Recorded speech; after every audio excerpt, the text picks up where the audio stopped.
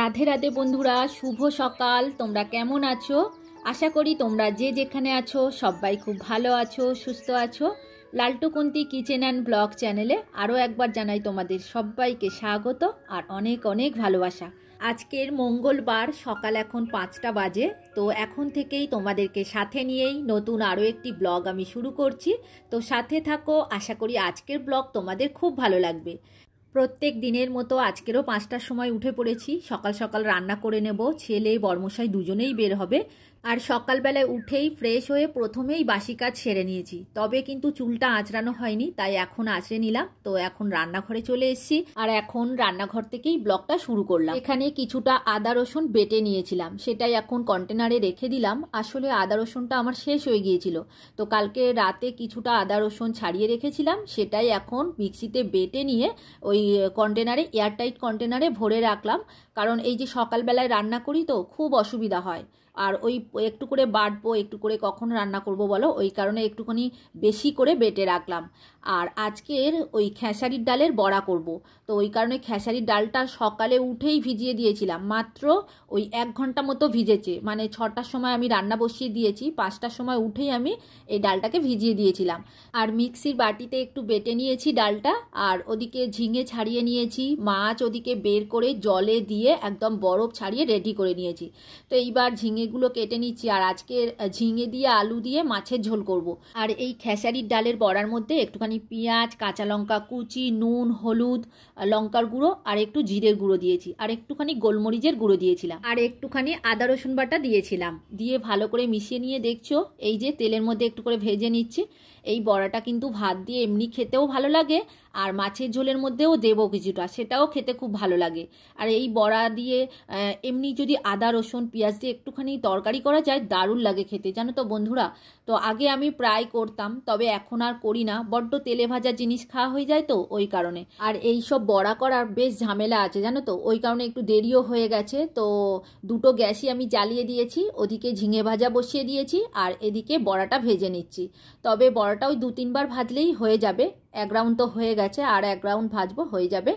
আর মাছ ভেজে নেবো, তারপরে তরকারি বসিয়ে দেবো। ওদিকে ছেলে বর্মশাই উঠে গেছে, ওরা উঠে ফ্রেশ হচ্ছে, রেডি হচ্ছে, এইবার এক এক করে বের হবে। তবে বর্মশাই একটু লেট করেই বের হবে। আর এদিকে আবার বাবা বাজারে গিয়ে কুমড়ো নিয়ে এসছে, চিংড়ি নিয়ে এসছে, তো কুমড়ো চিংড়ি করবো এরপরে। সেটা এখন আর খেয়ে যেতে পারবে না ছেলে, তো ও বেরিয়ে যাওয়ার পরে তারপরে কুমড়ো চিংড়ি করব। তো চলো এইবার গতবারের ব্লগে কিছু কমেন্টের উত্তর দিয়ে দিই। কবিতার কথা থেকে দিদিভাই লিখেছে, খুব খুব ভালো লাগলো পুজোর ভিডিও, হর হর মহাদেব। আর বিট্টু বিদিশা ব্লগ আইডি থেকে লিখেছে, বাবার মাথায় জল ঢালার নিয়মটা খুব ভালো। আর তপতি দিদিভাই লিখেছে, খুব ভালো লাগলো তোমার পুজোর ভিডিওটা, হর হর মহাদেব, ওং নমঃ শিবায়। আর কমেন্ট করেছে কল্প কথা থেকে দিদিভাই আর অমৃতা নাগ দিদিভাই। তো তোমাদের সবাইকে অসংখ্য অসংখ্য ধন্যবাদ এত সুন্দর সুন্দর কমেন্ট করার জন্য। তোমরা সবাই খুব ভালো থেকো আর এইভাবেই সব সময় আমার পাশে থেকো। তো ছেলে এদিকে কলেজে চলে গেছে, এদিকে বাবার খাওয়া হয়ে গেছে, তবে বর্মশাই এখনও খায়নি, ও স্নান করে ঠাকুর পুজো দিয়ে নিচ্ছে। আর এদিকে আমি দেখো গোটা কত পান্তা ছিল, সেই কটাই খেয়ে নিচ্ছি আর কি। আর আজকে টিফিনও কিছু বানাইনি, কারণ বর্মশাই বলেছে আমি নিয়ে যাব না। আর ছেলেকে ওই ডিম রুটি বানিয়ে দিয়েছি, বাবা একটা পাউরুটি এনে দিয়েছিল, তো ওই কারণে ছোট্ট একটা টিফিন বক্সে করে নিয়ে গেছে। আর ওর টিফিন বক্সগুলো এই যে মেজে ঘষে আমি এখন উবুর করে রেখেছি, জল ঝরে গেলে আবার এগুলো কন্টেনারগুলো ভরে রাখবো আর কি কালকেকার জন্য। তো আজকে শুধু ওই ডিম রুটিই দিয়েছি, ফল টল কিছুই দিইনি। তো ও নিয়ে যেতে চায় না, খুব বিরক্ত হয়। ওই 2:30টার সময় ছুটি হয়, আস্তে আস্তে ওই 3:30 4টে মতো বেজে যায়।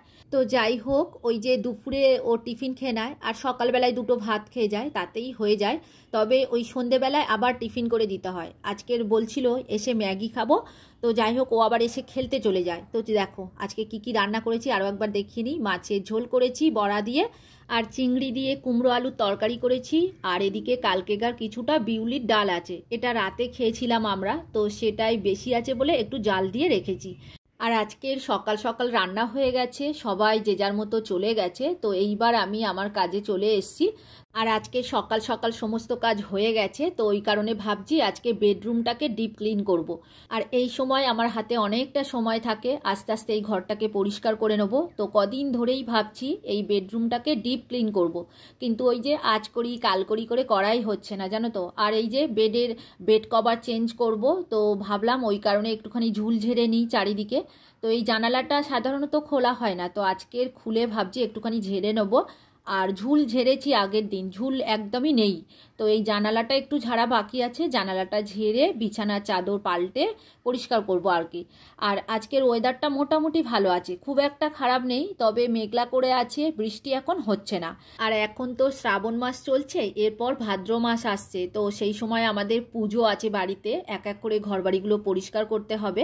তবে ঘরবাড়ি পরিষ্কারই আছে, প্রায় সময় আমি একটু একটু করে পরিষ্কার করি, তো তোমরা হয়তো দেখেছো আমার ব্লগে। তো ওই কারণে নোংরা তো একদমই নেই। আর আমাদের মতো গৃহবধূদের কাজ কি বলো, সারাদিন ঘরে থাকো আর ঘরবাড়িগুলো সুন্দর করে পরিষ্কার করে গুছিয়ে গাছিয়ে রাখো, এটাই হলো আমাদের কাজ। তো যাই হোক, আমি যখনই সময় পাই এই বেলার দিকে তখনই ঘরবাড়িগুলোকে একটুখানি ধুলো ঝেড়ে ক্লিন করে নেওয়ার চেষ্টা করি আর কি। তো আজকেরই সেই সুযোগটা পেয়েছি, আর ইচ্ছাও করছে, এক এক সময় ইচ্ছা করে না কাজ করার, তো তখন আর করি না আর কি। তো যাই হোক, এই জানালাটা অনেক দিন ধরে ঝাড়া হয়নি, তো আজকে একটু ঝেড়ে নিলাম। আর এই ঘরটা যা যা আছে সবগুলোই আজকে ঝেড়ে নেবো। তবে এই আলমারির কভারগুলো এখন খুলবো না, ওই কিছুদিন পরে যে আমাদের ভাদ্র মাসে পুজো আছে সেই সময় এই কভারটা খুলে কেচে নেবো। আর এই আলমারির কভারগুলো খোলা যায় খুব সহজে, কিন্তু পরানো যায় না, জানো তো। আমি তো পরাতেই পারি না, টুলের উপরে উঠে তারপরে পরাতে হবে। তবে শোকেসের কোনো কভার নেই, জানো তো, ওই জন্য শোকেসটা একটু বেশিই নোংরা হয় আর আমাকে ঘন ঘন পরিষ্কার করতে হয়। আর এই আলমারিগুলোর কভার আছে তো একদম চিন্তা নেই, এই যে কভারটা খুলবো একদম চকচক করছে, মানে ধুলো বলতে নেই। আর শোকেসের ডিজাইনটা তো একটু অন্য ধরনের, ওই কারণে বেডিংসের দোকানে গিয়ে প্রায় আমি খোঁজ করি, জানো তো, তাও পাই না। তো কি করবো, আর রয়েছে, ওই মাঝে মাঝে পরিষ্কার করে নিতে হয়। তো চলো এদিকে বিছানার চাদরটা পেতে নিই আর আরও কিছু তোমাদের কমেন্টের উত্তর দিয়ে দিই। টুটুল দত্ত আইডি থেকে দিদিভাই লিখেছে, তোমার সারাদিনের কাজের ভিডিও দেখে আমি খুব এনার্জি পাই, খুব ভালো লাগলো ভিডিও, ভালো থেকো। তো থ্যাংক ইউ দিদিভাই, তুমি প্রত্যেক দিন এত সুন্দর সুন্দর কমেন্ট করো, এটা আমার দেখে খুব ভালো লাগে। তো যাই হোক, তুমি খুব ভালো থেকো আর এইভাবেই আমার পাশে থেকো। আর কমেন্ট করেছে মারিফিস ডায়েরি থেকে, দিদিভাই কথা এবং কাজ সব মিলিয়ে ভিডিওটা চমৎকার হয়েছে, খুবই ভালো লাগলো। থ্যাংক ইউ মারিফিস, তোমাকে অসংখ্য ধন্যবাদ আমার ভিডিও দেখার জন্য আর আমার এইভাবে সাপোর্ট করার জন্য।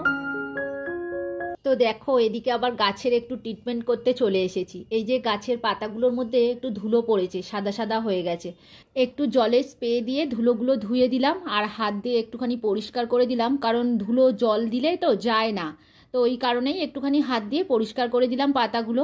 আর এদিকে ওই যে স্ন্যাক টিটা রয়েছে, তো ওই টপটা দিয়ে একটু একটু করে জল পড়ে, জল দিলে জল থাকে না, তো ওই কারণে একটা মানে কন্টেনারের মধ্যে বসিয়ে রেখেছি, এক্সট্রা জলটা ওই কন্টেনারের মধ্যে জমা হয়।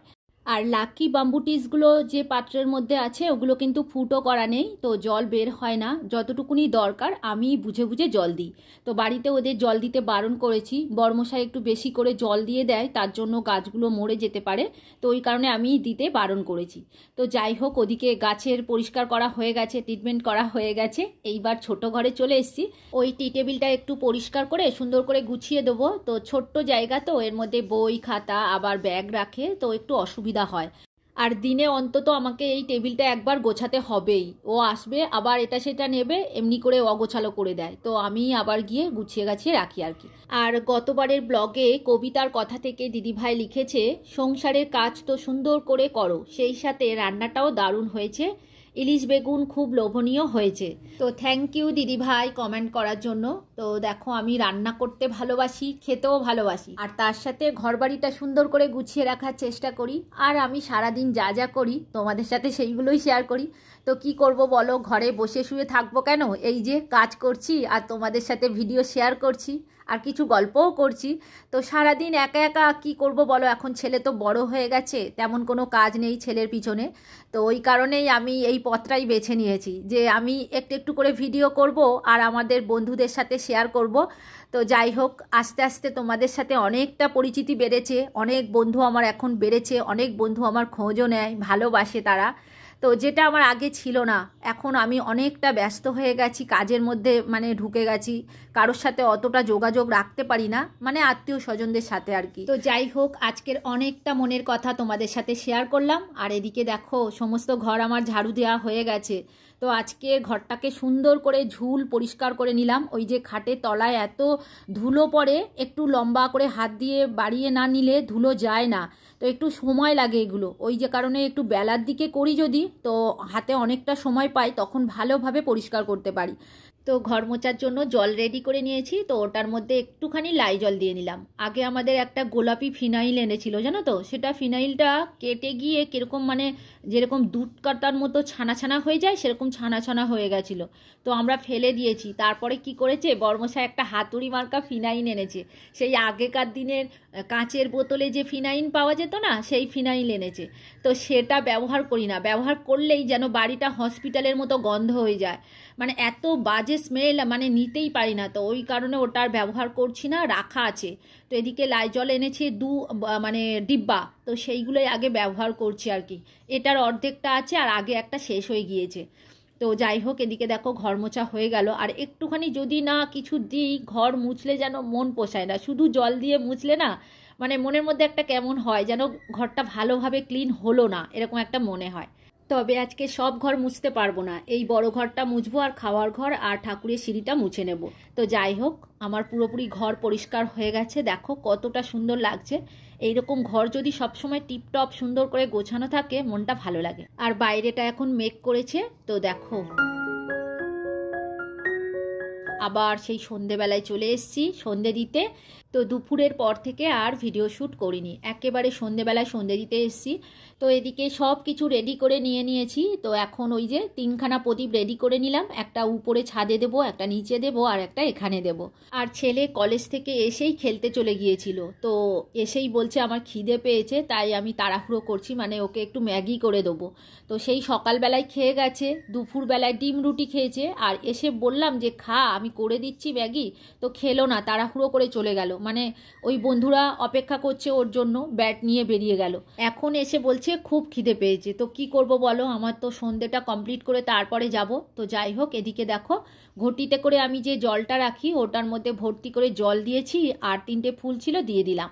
তো বর্মশাই পুজো করার সময় আমার জন্য রাতের একটুখানি ফুল রেখে দেয়, ওই যে ঘটিতে দিই বলে। তো এইবার দেখো আরতি সেরে নিচ্ছি, আর ওদিকে তুলসী তলায় উপরে বেলতলায় দেওয়া হয়ে গেছে। এখন আরতি করে নেবো, নিলেই আমার পুজো কমপ্লিট হয়ে যাবে। তো চলো বন্ধুরা, আজকের ভিডিও আর বড় করব না, এখানেই শেষ করব। তোমরা সবাই খুব খুব ভালো থেকো গো। আর ভিডিওটা কেমন লাগলো কমেন্ট করে অবশ্যই জানিও। আর যদি কোথাও ভালো লাগে একটা লাইক করে দিও।